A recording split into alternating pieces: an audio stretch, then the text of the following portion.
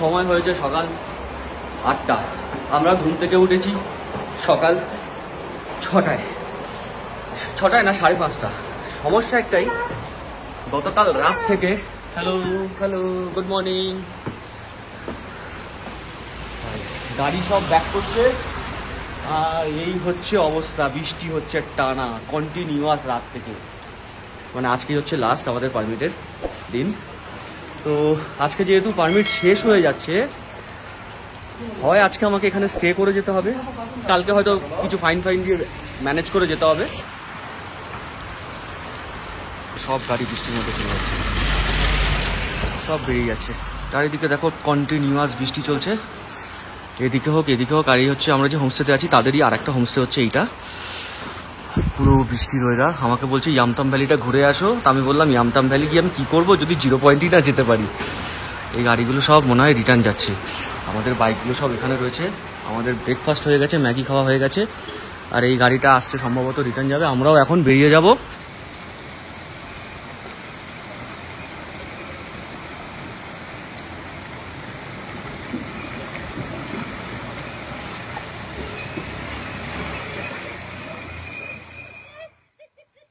এই মুহূর্তে এই হচ্ছে মাঙ্গানের পরিস্থিতি।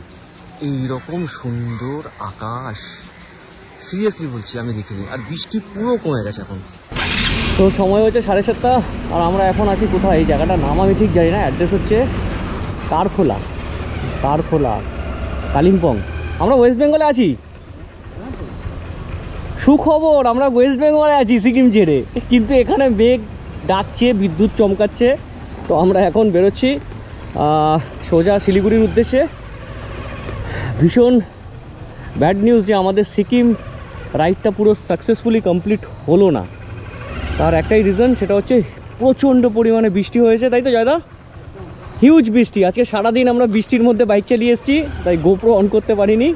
তো আমরা এখন এগোচ্ছি সোজা টুয়ার্ডস তিস্তার দিকে। আর খুব খারাপ লাগলো যে আমি লাচুং থেকে যে বেরিয়েছি আজকে সকাল 9:30 সময়, আর এখন সন্ধ্যে 7:30 বাজে, এখন আমরা তিস্তার রিভারটা ক্রস করতে পারিনি। ব্যাপারটা হচ্ছে যতক্ষণ না আমরা তিস্তা ক্রস করছি ততক্ষণ পর্যন্ত আমরা বুঝতে পারছি না আমরা কি করব। কারণ আমরা সকাল থেকে খবর পাচ্ছি যে রাস্তা বন্ধ হয়ে গেছে, তিস্তা থেকে শিলিগুড়ি যাওয়ার রাস্তা নাকি বন্ধ, যে কারণে নাকি আমাদেরকে আবার দার্জিলিং হয়ে ঘুরে যেতে হবে শিলিগুড়ি। আর সারাদিনে আমাদের যা ধকল গেছে সেই কথা একটু আসি সেই প্রসঙ্গে। আমরা সকাল থেকে রেনকোট পরে আছি, রেনকোটেও আমাদের কোনো কাজ হয়নি। আমরা অলরেডি সব ভিজে গেছি। বলা যায় 15-20 মিনিট আগে আমরা আমাদের রেনকোটগুলো খুলতে পেরেছি। আমরা এখন যাচ্ছি ফাইনালি। দেখি, এই রাস্তাটা তো কেউ ছিল না, তো আমরা চলে এলাম। আমরা শুনেছিলাম রাস্তা নাকি বন্ধ, তো দেখা যাক কি হয়। তো আমরা আগে পিছু করে যাব। 4টে বাইক একসাথে আমরা যাচ্ছি। রাস্তার কি কন্ডিশন যায় না, তবে আমাদের কিন্তু খুব কেয়ারফুলি যেতে হবে। এখান থেকে নাকি পাথর পড়ছে ডান দিক থেকে। এই রাস্তাটা আমরা আগের দিন বন্ধ পেয়েছি, আজকে কিন্তু আমরা এই রাস্তা ধরে যাব। আমার মনে হচ্ছে রাস্তাটা মানে খোলা আছে। ওই দেখো সবাই যাচ্ছে এখান থেকে, এই তোরাও যাচ্ছে, তার মানে রাস্তা খুলে গেছে আই থিঙ্ক। কোনো টেনশন আর কিছু নেই। এইখানের অবস্থা খারাপ, এই রাস্তাটার কথা বলছিল, এইখানে ল্যান্ডস্লাইড হচ্ছিল, এই রাস্তা ক্লিয়ার করেছে। প্রচুর পরিমাণে মনে হয় পাথর পড়েছে নিচে, দেখতে পাচ্ছ কি অবস্থা। এই জায়গাটার জন্যই মনে হয় ডিসকানেক্ট হয়ে গেছে পুরো জায়গাটা। এখন এইটাই কি শুধু, নাকি সামনে আরও আছে সেটাও বুঝতে পারছি না। আজকে তো খবরের কাগজে তো লেখা ছিল অনির্দিষ্টকালের জন্য নাকি বন্ধ হয়ে গেছে, কিন্তু এখানে তো এখনও পর্যন্ত কিছু বুঝতে পারলাম না। তার মানে তো রাস্তা খোলাই মনে হচ্ছে। এই তো রাস্তা ভালো। এখন সামনে আরও কোনো ল্যান্ডস্লাইড আছে কিনা কে জানে। আচ্ছা, এই ল্যান্ডস্লাইডটা আগের দিন হয়েছিল, তার মানে যেদিনকে আমরা এসেছিলাম সেদিনকে এই ল্যান্ডস্লাইডটা হয়েছিল। আজকে যেটা শুনলাম সেটা সম্ভবত মনে হয় সামনে কোথাও হয়েছে, তাই হবে হয়তো আমার মনে হচ্ছে। তবে খুব কেয়ারফুলি আমাদের কিন্তু যেতে হবে, ডান দিক বাদিক দেখে খুব সাবধানে কিন্তু যেতে হবে পুরো। তো এইখানে আমার একটা ল্যান্ডস্লাইড জোন দেখতে পাচ্ছ।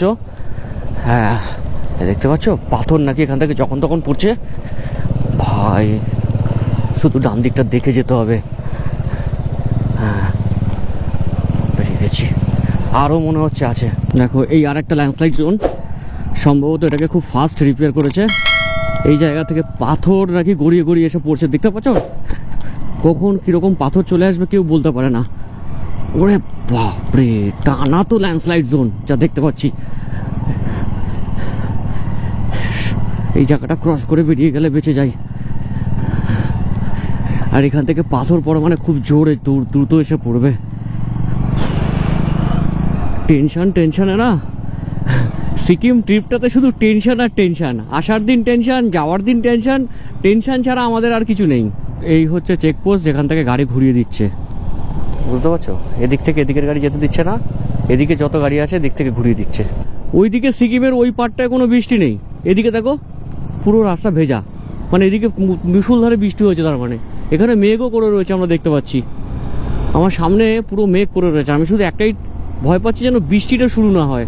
অ্যাটলিস্ট আমি পৌঁছে যাই শিলিগুড়ি, তারপর এখানে যত জোরে ইচ্ছা বৃষ্টি হোক, ভাই প্লিজ বৃষ্টিটা আর যেন না হয়। মানে এত বৃষ্টিতে বাইক চালানোর পর এখন যদি আবার বৃষ্টি হয়, আর সেই বৃষ্টিতে যদি আমাকে বাইক চালিয়ে যেতে হয়, আর ভালো লাগবে না। দেখো কীভাবে বিদ্যুৎ চমকাচ্ছে, দেখো পুরো মেঘটা এখানে জমে রয়েছে। রেনকোটটা পরে নিলে ভালো হতো। আমরা কতক্ষণে শিলিগুড়ি থেকে বেরোবো সেটাই ভাবছি। শিলিগুড়িতে থাকাটাও কি আজকে ঠিক হবে কিনা সেটাও বুঝতে পারছি না। আজকে কি সব দুর্যোগ কি আমাদেরই কপালে, আমি এটাই বুঝতে পারছি না। সকাল থেকে শুধু দুর্যোগ আর দুর্যোগ, সারাদিন বৃষ্টি, এবার রাতেও কি বৃষ্টি।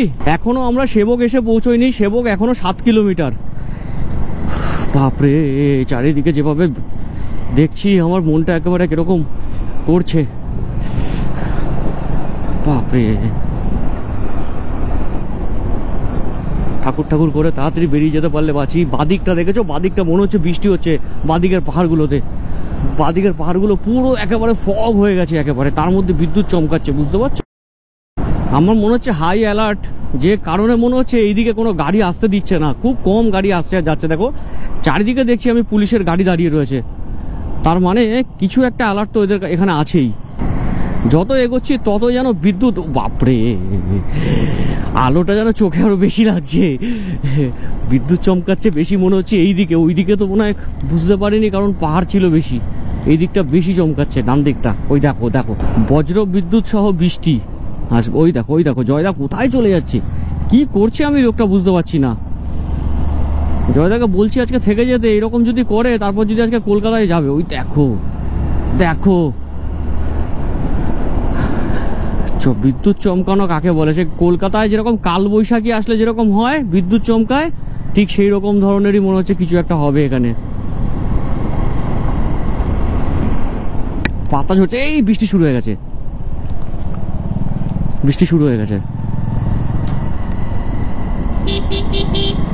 জয়দা বৃষ্টি পড়ছে,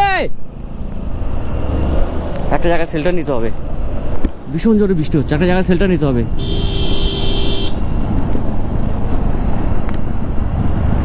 শেল্টার নিতে হবে, শেল্টার নিতে হবে।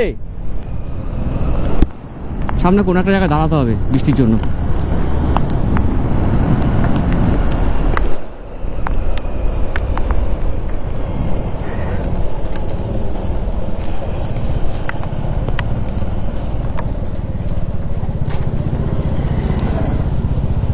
ধরো রেনকোট পরে নি জয়দা, বৃষ্টিতে ভিজে যাবো।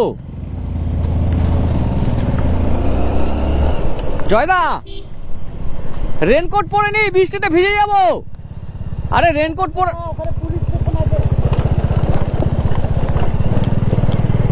এখানে দাঁড়িয়ে যাও। না না, তাতে কি হয়েছে, এখানে দাঁড়িয়ে যাও। আরে জোরে বৃষ্টি আসছে।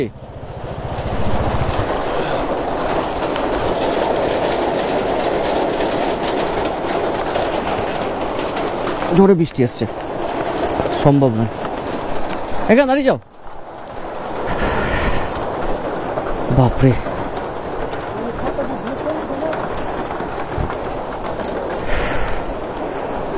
সময় হয়েছে এখন রাত 11:30, আর এখানে মোটামুটি এখন আমি চলে এসেছি শিলিগুড়িতে হোটেলে, ওম গেস্ট হাউস। তোমরা এর আগেও অনেকবার দেখেছো আমি ওম গেস্ট হাউসে এসে থাকি। তো এটা শিলিগুড়িতে, তো কন্ট্যাক্ট নাম্বার ডিসক্রিপশনে দেওয়া আছে, তোমরা যদি চাও তো চলে আসতে পারো। এই রুমটার ভাড়া পড়েছে মাত্র 500 টাকা। আর তুমি দেখছো কিভাবে কি করেছি, এই দেখতে পাচ্ছ আমার সব জিনিস মানে ভিজে রয়েছে, সেগুলোকে শুকোতে হচ্ছে। ওখানে জ্যাকেট রয়েছে, এখানে হচ্ছে দেখতে পাচ্ছ আমার riding pant, raincoat, train liner সব ভিজে গেছে। মানে জাস্ট সেবক ক্রস করার পর মারাত্মক মানে বিভৎস বৃষ্টি হয়েছে। তোমরা তার আগেই দেখছিলে যে কি রকম ভাবে বিদ্যুৎ চমকা ছিল, তারপরে ওই রকম ভাবে বৃষ্টি, ঝমঝমিয়ে বৃষ্টি, মানে কনস্ট্যান্ট বৃষ্টি। আর আমি কোনো কিছু চিন্তা ভাবনা না করে দার্জিলিং মোড় থেকে এসে তোমরা সোজা তেনজিং রোডে বাস স্ট্যান্ড, ঠিক ওর পাশের গলিতেই আছে ওম গেস্ট হাউস। আমি বেরোনোর সময় একবার দেখিয়ে দেবো, কিন্তু আমি জানি না পারবো কিনা, কারণ বৃষ্টি এখনো চলছে। তো সেরকম ভাবে কিছু ভিডিও দেখাতে পারিনি। রাত্রিবেলার ভিডিও শুরু হয়েছে, সারাদিন ভিডিও করতে পারিনি, এত বৃষ্টি। আবার এইখানে ঢোকার আগে পর্যন্ত আমি ক্যামেরা ভরে দিয়েছি, মানে ব্যাগে ঢুকিয়ে রেখে দিয়েছি, এবং বৃষ্টির জন্য যদি ক্যামেরাতে কিছু খারাপ হয়ে যায় সেই কারণে আমি ক্যামেরা ভিডিও করতে পারিনি। তো রাইড মোটামুটি ভালো হয়েছে, একটা লম্বা জার্নি হয়েছে আমাদের। আমরা ভেবেছিলাম, হয়তো আমি ভেবেছিলাম জয়দার সঙ্গে চলে যাব, কিন্তু দুর্ভাগ্যবশত আমি ভাবলাম প্রচুর জার্নি হয়ে গেছে, আজকে রেস্ট দেওয়া দরকার, আগামীকাল আরাম করে যাব। জানি না আগামীকাল আবার বৃষ্টি হবে কিনা। বৃষ্টি কিন্তু এখন চলছে, তবে হালকা বৃষ্টিটা একটু কমে গেছে। লাচুং থেকে সোজা চলে এসেছি শিলিগুড়িতে। একটা জিনিস মিস করে গেছি, সেটা হচ্ছে লাচুংয়ে আমার উচিত ছিল কালকে সকালে, মানে আজ সকালে একবার অন্তত ইয়ামথাং ভ্যালির দিকে যাওয়ার। কারণ যেভাবে লাচুংয়ে বৃষ্টি হচ্ছিল, আমার পার্সোনালি মনে হয়েছে যে ইয়ামথাং ভ্যালির দিকে যদি যেতাম, আমি জানি না কতটা যেতে দিত, ওখানে কিন্তু স্নোফল আমরা সত্যিই পেতাম।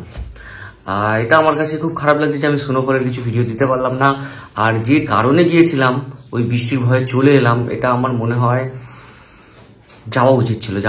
একবার ট্রাই নিতাম, যেরকম ভাবে বৃষ্টির মধ্যে বেরিয়েছি, একবার যাওয়া উচিত ছিল। 8 ঘন্টা তো লাগতো, কি হতো ম্যাক্সিমাম বেশি বৃষ্টি হলে ফিরে আসতাম, 1 ঘন্টা নষ্ট হতো, বাট যাওয়াটা দরকার ছিল। কিন্তু ওই যে ভয় পেয়ে গেছি যদি ল্যান্ডস্লাইড, রাস্তা বন্ধ হয়ে যায়। অলরেডি রাস্তা বন্ধ হয়ে গেছে, চুংথাং থেকে মাঙ্গারের রাস্তা অলরেডি বন্ধ হয়ে গেছে, যেটা পুরনো রোডটা, সেই রাস্তাটা পুরো বন্ধ, মানে ল্যান্ডস্লাইড হয়ে আবার ভেঙে গেছে।